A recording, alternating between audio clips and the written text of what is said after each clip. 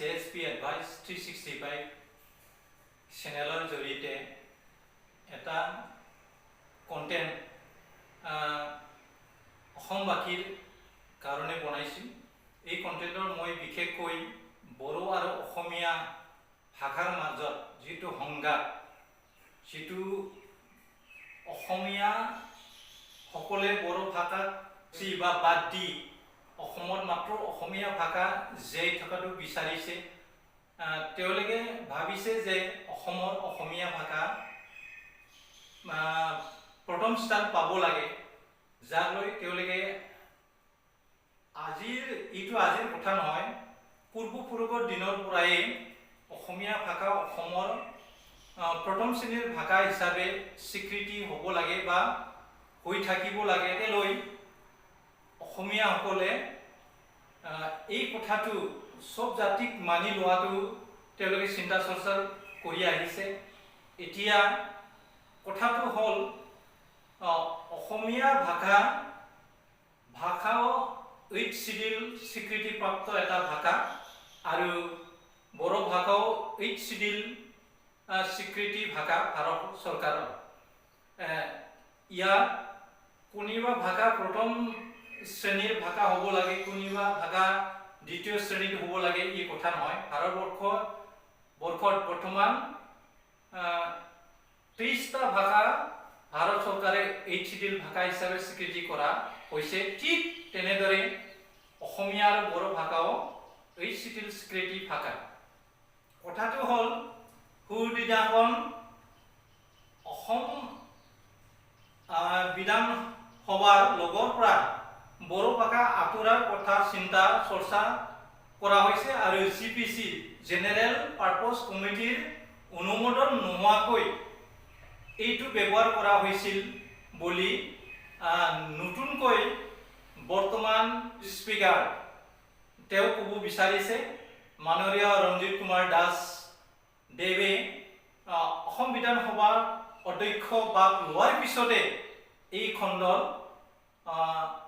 আৰম্ভ হৈছে। গতিকে তেওঁ হ'ল ৰাইজৰ মাজৰ মানুহ, AGP BJP BPF বা UPPL মানুহ তেওঁ নহয়, তেওঁ আইনৰ মানুহ হয়। এজন আইনৰ মানুহ বা অসম বিধানসভাৰ মুৰব্বী হয়।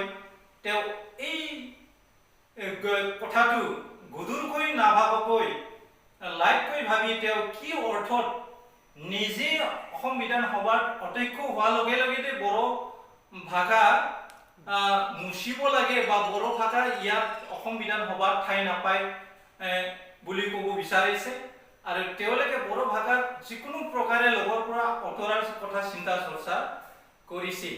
এই কথা অসমত থকা বিভিন্ন নিউজ চেনেল আৰু পৰ্টেলবিলাকত পাব্লিছ হোৱাৰ পিছত বড়োলেণ্ডত থকা বনচু নামৰে এটা ষ্টুডেণ্ট অৰ্গেনাইজেশ্যন ছাত্ৰ সন্থাই BTC অঞ্চলত বা বিশেষকৈ কোকৰাঝাৰত থকা দোকান পাহাৰ আৰু বিভিন্ন ঠাইত তেওঁলোকে অসমীয়া ভাষা বা অসমীয়া ভাষাটো চাইনবৰ্ডৰ পৰা তেওঁলোকে ক'লা দাগ সানি মুচি দিলে। তাৰ পৰা অসমত এতিয়া অসমীয়া বিলাকৰ গাতত লাগিল অসমীয়া ভাষাক কিয় মুচিব লাগে। আৰু প্ৰথমে কোনে দোষ কৰিছিল? বনচু যেতিয়া এই কোকৰাঝাৰত থকা দোকান পাহাৰত চাইনবৰ্ডবিলাক বা অসমীয়া ভাষাক মুচি দিয়াৰ পিছত এতিয়া মাননীয় অধ্যক্ষ ডাঙৰীয়া ৰঞ্জিত কুমাৰ দাস দেৱে কৈছে যে অসম বিধানসভাত বড়ো ভাষাক আঁতৰা নহ'ব, বৰঞ্চ বড়ো অসমীয়া তাৰ লগতে ৰাষ্ট্ৰীয় ভাষা হিন্দী ইয়াত সোমোৱা হ'ব বুলি তেওঁলোকে নেক্সট দিনা তেওঁলোকে প্ৰেছ মিট দি স্পষ্টীকৰণ দিছে। তাৰপিছত মাননীয় মুখ্যমন্ত্ৰী হেমন্ত বিশ্ব শৰ্মা দেৱো এই কথাটো স্বীকাৰ কৰিছে যে অসম বিধানসভাৰ লগৰ পৰা বড়ো ভাষা মুচিব নোৱাৰে, কিয়নো বড়ো ভাষা এটা স্বীকৃতিপ্ৰাপ্ত ভাষা আৰু অসমৰ অফিচিয়েল লেংগুৱেজ তাক আমি মুচিব নোৱাৰে বা মুচা নহ'ব বুলি তেওঁ নিজৰ ভাষণৰ জৰিয়তে স্পষ্টকৰণ দিছে। এতিয়া কথাটো হ'ল এটা সময়ত আমাৰ অসমৰে এটা অস্ত্ৰধাৰী দল উলফা নামেৰে আমি জনা যায়। এই উলফাবিলাকে অসমক বিদেশী মানুহৰ পৰা অসমখন বচোৱাৰ যিটো চিন্তা চৰ্চা কৰি তেওঁলোকে বিহাৰীক খেদা আন্দোলন কৰিছিল বা বিহাৰীক তেওঁলোকে গুলীয়াই হত্যা কৰিছিল। বিভিন্ন ঠাইত বিহাৰীবিলাক অসমখন এৰি নিজৰ দেশলৈ গুচি গৈছিল। আৰু বৰ্তমান চৰকাৰৰ যিটো চিন্তাধাৰা, বিজেপিমুখী চৰকাৰে কি কৰিছে, এতিয়া হিন্দী ভাষাটো অসম বিধানসভাত ঠাই দিয়াৰ লগে লগে যিবিলাক হিন্দী ভাষী মাৰোৱাৰী বিহাৰী তেওঁলোকে বৰ্তমান অসমত নিজকে অসমীয়া বুলি পৰিচয় দি আহিছে আৰু তেওঁলোকে নিজকে বিহাৰী বা মাৰোৱাৰী বুলি ক'লেও তেওঁলোকে অসমীয়া মিডিয়ামে তেওঁলোকে পঢ়ি ডক্টৰ ইঞ্জিনিয়াৰ IAS IPS হৈ আছিল বা পঢ়ি আছিল। কিন্তু বৰ্তমান প্ৰজন্ময়ে অসম চৰকাৰে হিন্দীটো অসমত বা বিধানসভাত স্বীকৃতিপ্ৰাপ্ত ভাষা হিচাপে চিনাক্ত দিয়াৰ পিছত এতিয়া তেওঁলোকে এটা নতুন চিন্তাধাৰা আহিব যে আমি কিয় অসমীয়া পঢ়িব লাগে, আমি কিয় ইংলিছ পঢ়িব লাগে। যিহেতুকে অসম চৰকাৰে হিন্দীটো ৰাষ্ট্ৰীয় ভাষা হিচাপে স্বীকৃতি দিছে আৰু অসমত হিন্দী ভাষীবিলাকৰ সুবিধাৰ কাৰণে এই কামটো বা হিন্দী ভাষী মাৰোৱাৰীবিলাক বা বিহাৰীবিলাক সন্তুষ্ট কৰাৰ কাৰণে ভোট আদায়ৰ বিনিময়ত এই কথাটো চিন্তা চৰ্চা কৰি হ'ব পাৰে বিজেপি চৰকাৰে এই অসম বিধানসভাত বড়ো অসমীয়াৰ লগত হিন্দীটো এতিয়া তেওঁলোকে লগত ব্যৱহাৰ কৰিছে।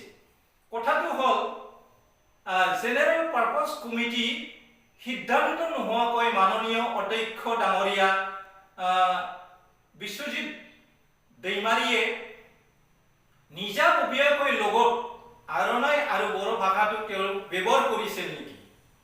তেতিয়াহ'লে অসমত আমি জানো যে 126 জন মন্ত্ৰী MLA অসম বিধানসভাত আছে। কি তেওঁলোকে খা খাতি আছিল নেকি যে মাননীয় অধ্যক্ষ ডাঙৰীয়া দেৱে নিজাকৈ লগত বড়ো ভাষা ব্যৱহাৰ কৰি বা স্বীকৃতি কৰি তেওঁ বড়ো ভাষাটো অসম বিধানসভাত ব্যৱহাৰ কৰিছে? এইটো কেতিয়াও গ্ৰহণযোগ্য হ'ব নোৱাৰে, কিয়নো জেনেৰেল পাৰ্পাছ কমিটিৰ দ্বাৰা যিকোনো কাম কৰিব লাগিলে অসম বিধানসভাত GPC মানে জেনেৰেল পাৰ্পাছ কমিটিৰ দ্বাৰাই এইটো অনুমোদন কৰা হয়। আৰু যদি এইটো অনুমোদন কৰা নাছিল তেওঁলোকে এইটো ভুল সিদ্ধান্ত হৈছে। গতিকে ইয়াৰ পৰা আমি বুজা যায় অসম চৰকাৰে এই বাৰ্তাৰ থ্ৰুৱেদি অসমবাসীক কি মেছেজ দিব বিচাৰিছে বা কি শিক্ষা দিব বিচাৰিছে।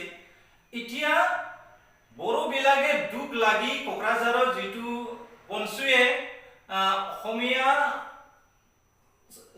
অসমীয়া চাইনবৰ্ডত লিখা অসমীয়া ভাষাক তেওঁলোকে ক'লা ৰং সানিলে।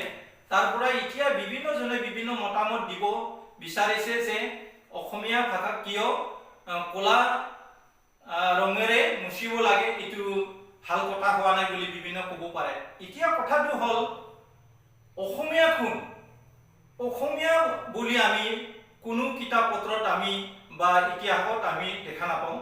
শইকীয়া, বৰুৱা বিভিন্ন ধৰণৰ তেওঁলোকে কিবা আছে, টাইটেল আছে। আমি বিশেষকৈ অসমীয়া জাতি বুলি আমি অসমত দেখা পোৱা নাই। আমি জানো যে অসমীয়া হ'ল বিভিন্ন জাতি গোষ্ঠী লগ লাগি জন্ম হোৱা এটা জাতি। বিশেষকৈ অসমীয়া জাতি বুলি অসমত নাই। আৰু এই অসমীয়াৰ প্ৰথম ভাষাটো হ'ল বড়ো ভাষাই প্ৰথম সৃষ্টি হোৱা এটা ভাষা বুলি ক'ব লাগিব। কিয়নো উত্তৰ পূৰ্বাঞ্চলৰ বড়ো মানুহে আজিৰ পৰা 5000 বছৰ আগত তেওঁলোকে এই উত্তৰ পূৰ্বাঞ্চল আহি তেওঁলোকে হাবি জংগল কাটি গাঁও টাউন ইত্যাদি তেওঁলোকে বনাইছে। এতিয়া কথাটো হ'ল যিবিলাক অসমীয়া ভাষাত প্ৰথম শ্ৰেণীত ব্যৱহাৰ হ'ব লাগে বুলি ক'ব বিচাৰে আৰু বিভিন্ন জাতিৰ ভাষাটো নেওচি বা হীন ভাবি তেওঁলোকক ভাষাক আঁতৰোৱাৰ চিন্তা চৰ্চা কৰিলে অসমখন বা অসমীয়া জাতিক বচাব পাৰিমনে বা অসমীয়া ভাষাক আমি ৰক্ষা কৰি ৰাখিব পাৰিমনে? এতিয়া হিন্দীক আমি বিশেষকৈ বহুতে ক'ব বিচাৰে হিন্দী ভাৰতবৰ্ষৰ ৰাষ্ট্ৰীয় ভাষা, কিন্তু ভাৰত সংবিধানত আমি দেখা পাওঁ ভাৰত চৰকাৰে 23টা ভাষা 8 শিডিউলৰ ভাষা হিচাপে স্বীকৃতি কৰা হৈছে।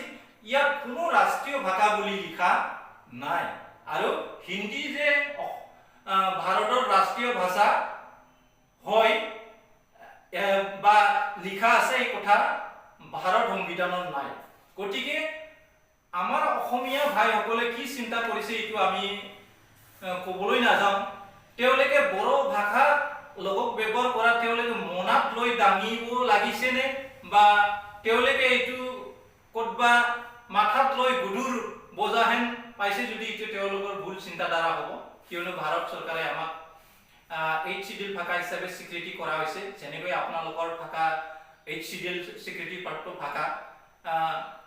আমি সব জাতিৰ ভাষা সংস্কৃতি ধৰ্মক সন্মান কৰাটো আমাৰ কৰ্তব্য, কিন্তু তাকে লৈ আমি নিজে মাত্ৰ এই পৃথিৱীত জীয়াই থাকিব লাগে, নিজৰ ভাষাই মাত্ৰ পৃথিৱীত বা অসমত প্ৰথম শ্ৰেণী পাব লাগে, এইটো চিন্তা কৰি থাকিলে কিন্তু অসমীয়া ভাষাত আমি জীয়াই ৰখাটো অসম্ভৱ হ'ব পাৰে বা জটিল হ'ব পাৰে। কিয়নো আজি উত্তৰ পূৰ্বাঞ্চলত ট্ৰাইবেল সকলে নিজাববীয়াকৈ কাউন্সিল যেনে Rabha Assam autonomous council, Deori autonomous council, Bodoland territorial council, Dima Hasao, Karbi Anglong ইত্যাদি তেওঁলোকে নিজাকৈ কাউন্সিল গঠন কৰি ল'লে এটা সময়ত এনেকৈ যদি কণ্ডল কৰি থাকে বা হাই কাজিয়া হৈ থাকে তেওঁলোকে এটা সময়ত সুখীয়া ৰাজ্য বিচাৰিব আৰু সুখীয়া ৰাজ্য এটাৰ পিছত এটা সৃষ্টি হৈ থাকিলে এটা সময়ত গুৱাহাটী বা নগাঁও এৰিয়াটো মাত্ৰ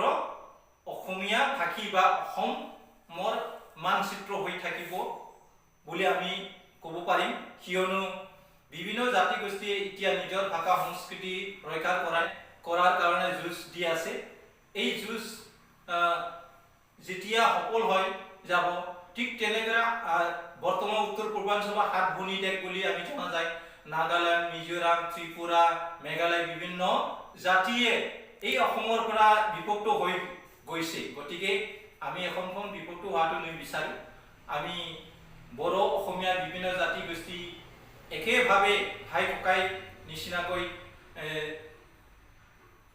বসবাস কৰি নিজৰ ভাষা সংস্কৃতি আমি ৰক্ষা কৰাটো নিজৰ জাতিৰ এটা কৰ্তব্য। গতিকে সেই জাতিয়ে সেই জাতিৰ ভাষা সংস্কৃতি ধৰ্ম নিজৰ ধৰ্মকৈ বা নিজৰ ভাষাকৈ গুৰু বুলি চিন্তা চৰ্চা কৰাটো এইটো বুদ্ধিজীৱী মানুহবিলাকৰ চিন্তা চৰ্চা কৰা নাই, চিন্তা চৰ্চা নহয়। গতিকে মই ভাবোঁ এই চিন্তা চৰ্চা আৰু হ'ব নালাগে। আৰু বড়ো আৰু অসমীয়াৰ মাজত যিটো চাইনবোৰ্ডত